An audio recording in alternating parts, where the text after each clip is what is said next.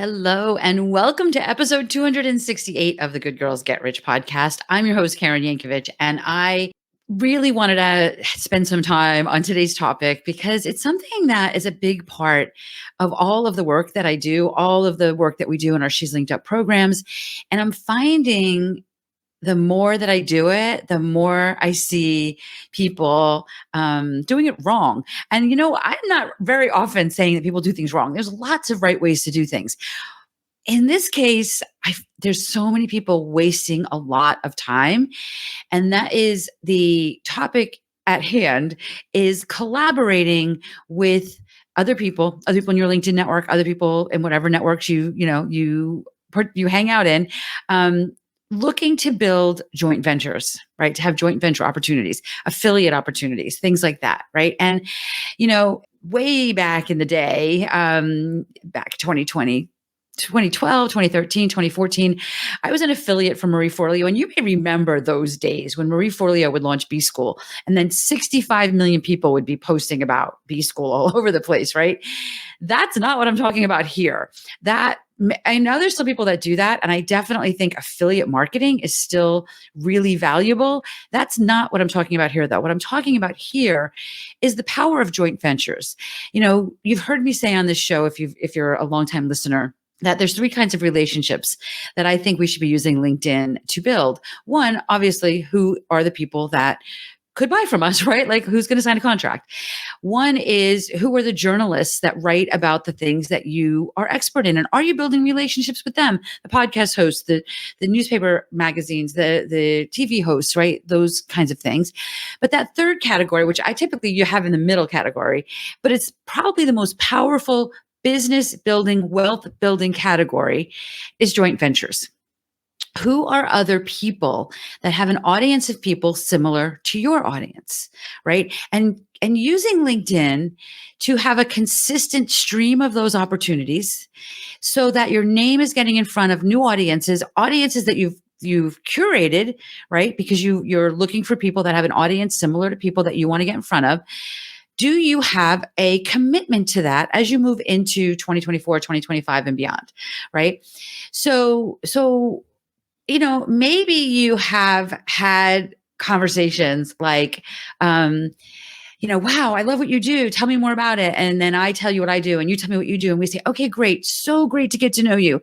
I'm going to keep my mind open. And if I think of somebody to send your way, totally going to do that.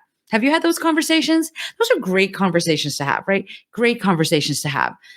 But if you think back over the year or years or decades that you've had those conversations, what is the success rate of those conversations? Have you actually ever turned any of those conversations into business? Okay. Confident, successful businesswomen have no problem saying, great, let's make a plan.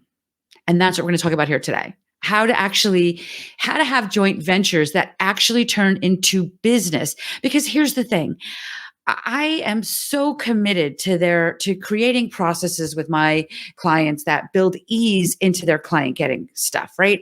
Using LinkedIn to get a few people a week on your calendar so that, and those few people being researched and targeted so that it leads to opportunities, right? It's a simple process. It's not necessarily easy, but it's a simple process. It doesn't take a lot of your time every week and it works really, really well. But if you're doing 3 of those calls a week and you're having these, great, I'll let people know, let me know if you know anybody that I should talk to. If you're having 3 of those every week and they're not going anywhere, you're completely wasting your time. And I don't want there to be any waste of time. There's always going to be a little bit of time. Like we can't be perfect with this stuff, but I want to work as smart as I can. And frankly, the smarter I work, the less I have to work, right? The less hours I have to put right here at my desk. So that's what I'm talking about here today. How do we create a process where we're putting people on our calendar for potential joint ventures that leads to contracts, not just new friends? Okay. So a joint venture, I'm using the word kind of loosely here because there's so many different ways this could go. You could make a joint venture partner an affiliate partner, right? You can give them a special link that tracks back to your products and services and they would get commission. Sometimes, you can say, just tell me that, Mary sent you, and then you send Mary a thank you note or a commission, right? Sometimes you're just kind of swapping introductions to each other, right? And there's lots of different ways that you can facilitate it. We're going to get to that later, right? But I just wanted to talk kind of like about what a joint venture is. So it doesn't necessarily have to include monetary exchange. It can, right? It can, but it doesn't have to. The benefits of this. So now when you're having these conversations, right? When the conversation is, hey, it starts out, I'm going to really paraphrase this. I'm going to just go really high level with this here. But if the conversation starts out with, hey, Mary, it's Karen. I just came across your profile here on LinkedIn. I saw you, in this Facebook group or wherever you saw them, right? And I really like the work that you're doing. And I think there's a lot of alignment in what you do and what I do. And I think we serve a similar audience. I'd love to connect here on LinkedIn and get to know more about you. Right. So isn't that first and foremost a connection request that you likely accept versus, buy my stuff. Right. So especially if you're doing this, if you're coming at this with a really strong LinkedIn profile. So let's say Mary says, sure, I'd love to connect. Your next message is, well, you know what? Let's jump on a quick call. I kind of like these calls to be 15 minutes, but 15 minutes to a half hour just to explore possibilities of supporting each other. How can we best support each other? And I do this sometimes with guests that have been on my podcast after the show or people that have interviewed me, right? I'll have a follow-up call with them and say, how can we support each other beyond this? And it's not just, okay, I'll let people know if I think of you, right? I want to be on their calendar. I want them to be on my calendar. And I flat out say that. I say, here's the deal. When I talk to people about joint ventures, I really want to leave this conversation with a plan. Of course, if I think that it's a good possibility, right? If there's a mutual agreement that it's a good fit to be in front of each other's audiences, I want to leave this conversation with a plan. And, often maybe that means they interview me in their Facebook group, or they interview me on their podcast, or they send out an email to their email list with a link to my, LinkedIn marketing quiz, or something like that, but something very specific. And again, it depends on who they are, what their audience is, and what I'm promoting at any given time, right? Being really specific about that and actually almost making it a requirement, right? There's ways to have a higher level of success with this. And we're going to talk about that. And then at the same time, you need to do something for them, right? And, this is where it gets a little tricky, even for me, because as much as I have my podcast and I can certainly interview people on my podcast, we only have a guest every other episode, which means I only do maybe 25 guests a year. And of those guests, I really like to sometimes incorporate my team or my students, right? So I don't actually have a lot of guest spots for the Good Girls Get Rich podcast, but there's other things I can do, right? I can do a live video. I can do, I can interview them on LinkedIn. I can send out, I can interview them on LinkedIn and then send out a follow-up email, right, with a link to their lead magnet. I would typically ask to be made an affiliate. Why not, right? Like, why not? So these are different kinds of things you can do with this action-oriented approach to joint venture marketing. And this is where it makes a difference, because now you can measure the success, right? It's not just, okay, nice to meet you, right? I hope that we cross paths again someday, right? Like, you're making an actual plan. You're putting it on the calendar, and you're setting yourself up for more success. So if you're only getting on the call with one or two of these people each week, and by the way, you can easily do that, right? It doesn't take a lot of work. And think about how the value this could bring to your business, right? You're likely to, if you're doing your research right and you're targeting right, you're likely to really build some powerful partner relationships. Okay, so let's talk about identifying the right partners here now for a second. Obviously, I listen, my podcast is called Good Girls Get Rich. My program is called She's Linked Up. But that doesn't mean I only work with women, right? That's who my content and my strategies are targeted for. But we've had many men in the program. I've worked with many men privately. I don't care what your body parts are, how you identify. I just feel like women need to feel more included in this. That being said, I'm probably not going to look to grab a partner relationship with, Truckers of America, right? Now, if there's a Women's Truckers of America, maybe I would, right?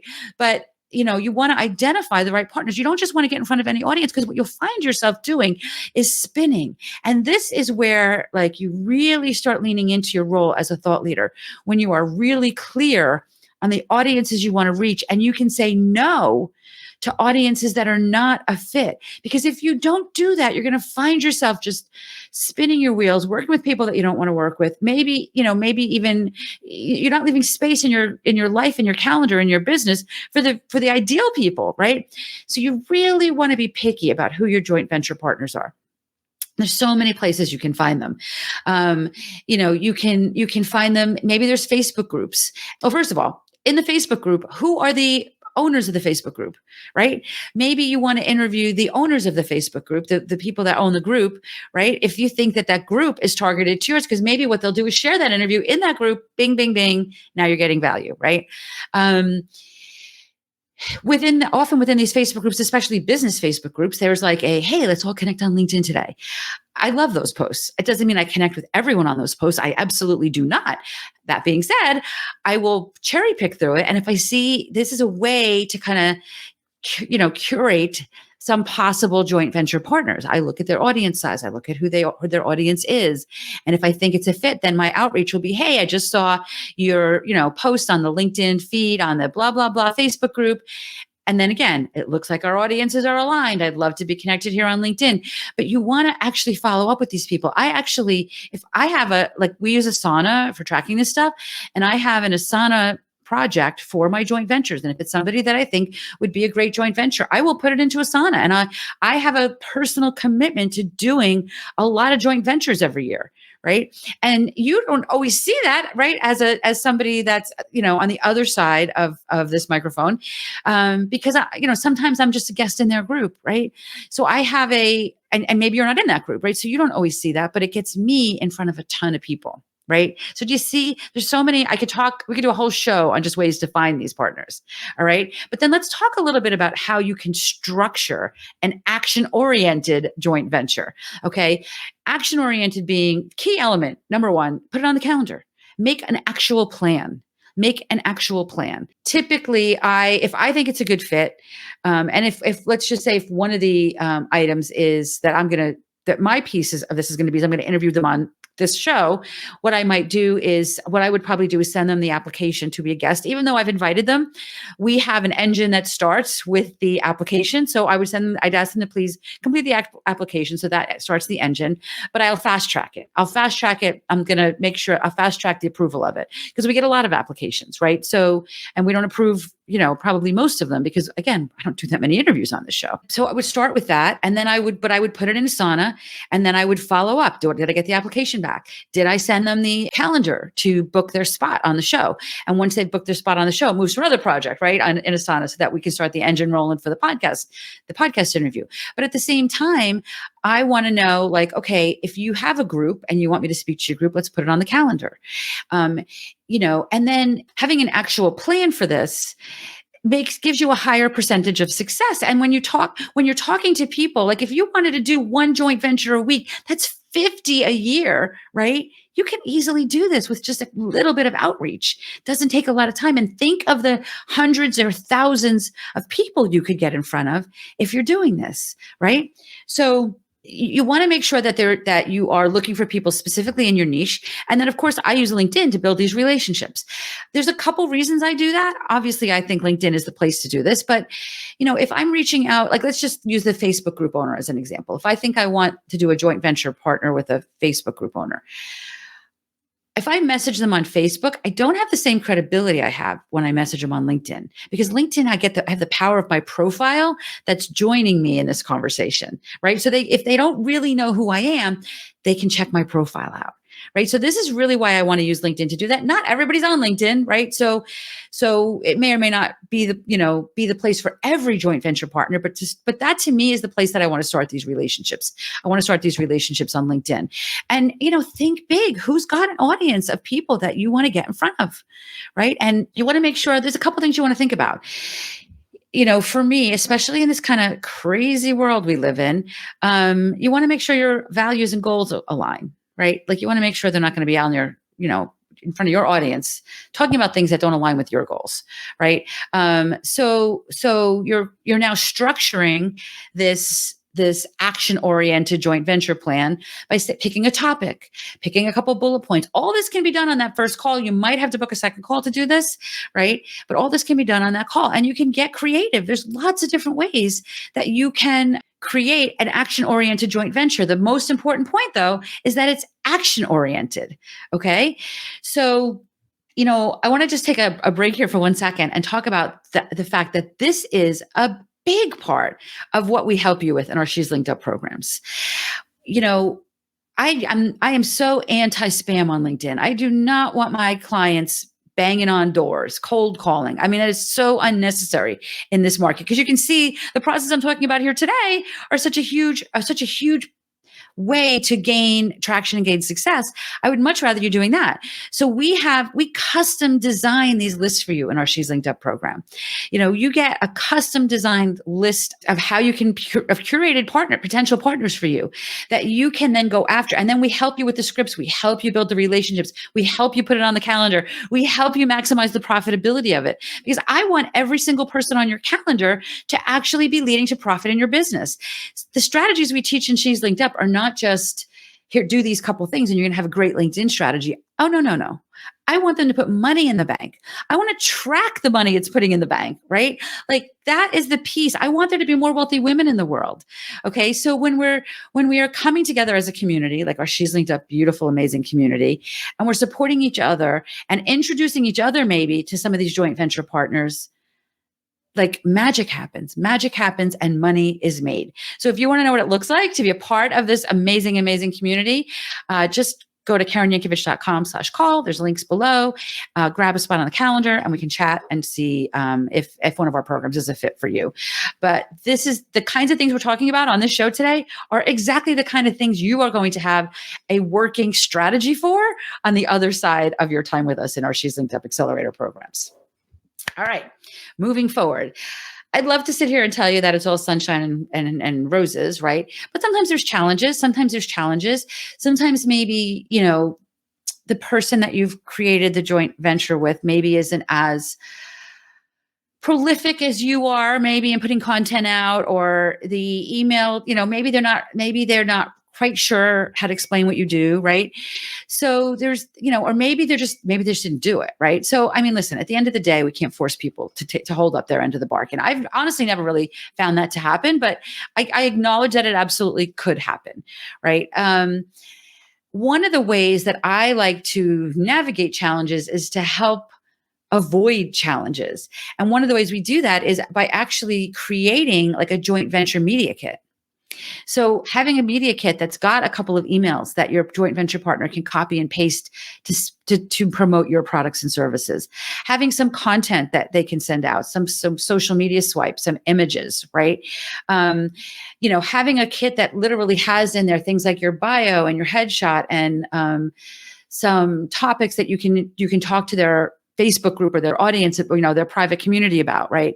Make it easy for them, right? Take a little time up front to do this. Again, these are things we do for you in our She's Linked Up community, in our accelerator program, and take the time to do this, and you will have you'll eliminate a lot of the challenges. So you won't be navigating challenges, you'll be eliminating challenges, right? The better job you do up front with creating like a specific media kit for joint ventures. And again, it puts more energy there. The universe starts to show up and deliver. It's just win, win, win, win, win. Because the reality is the key to a successful joint venture is very clear communication and very clear conflict resolution. If they say they're going to send out an email on the 15th and they don't send out an email on the 15th, reach out to them and say, hey, you know what? I signed up for your email list because I didn't want to put it on you to prove, that you're sending out the emails or anything like that. I wanted to take that responsibility myself, but I haven't seen the email that we discussed yet. Did something happen? Is there something I can do to support you to make sure that gets done the way we agreed? Say something like that instead of like bashing them all over the place. Well, I had this plan with Mary and she never did. Like, no, clear communications. We are grownups.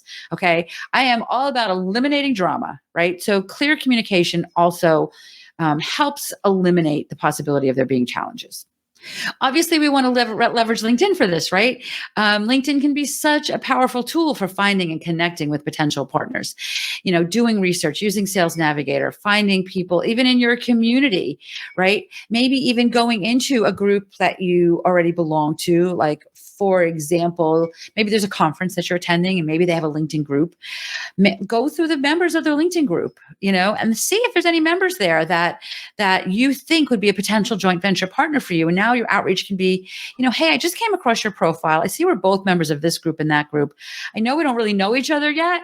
But I really like the work you do. If possible, by the way, I would, if they have a podcast or a blog, like, reference something you read or listened to. Listen to episode 27 of your podcast. I loved this, or this. I'd love to connect here because I think that might be opportunities for us to collaborate, right? That word collaborate on LinkedIn is a beautiful word. Such a powerful, such a profitable word. So you can do things like that, right? Again, you're initiating these conversations just by using the word collaborate. But remember that, especially if you're doing this, and I'm calling this cold outreach, but it's not really cold because you're doing so much research before you do this outreach. Remember, though, that the I'm going to go the less hot it is, because I don't really want to refer to what it's called. The less hot it is, the better your profile needs to be, right? Because you need to show up as somebody they're like, heck yes, I want to meet this person, right? So it's important that you do that when you're leveraging LinkedIn to do this. And remember that when you're creating these joint venture opportunities, you don't have to have a podcast or anything like that to do that. You can simply do a LinkedIn Live with them. Right? Like, there's lots of ways. You can email your list. You can, there's so many different things you can do. You can market them on social media. You don't have to have anything fancy like a podcast to be able to hold up your end of the joint venture bargain. When I first started marketing Marie Forleo, I made my money back on that program. And the first year that I started marketing her, I had almost no lists, right? But I reached out. I did some warm outreach to some people, and I had almost no social media following and no list at that point. And I probably quadrupled my investment in B School in that first year that I was an affiliate for her. Right. So there's ways that you can do this without, you don't have to be seasoned, I guess, is the point here.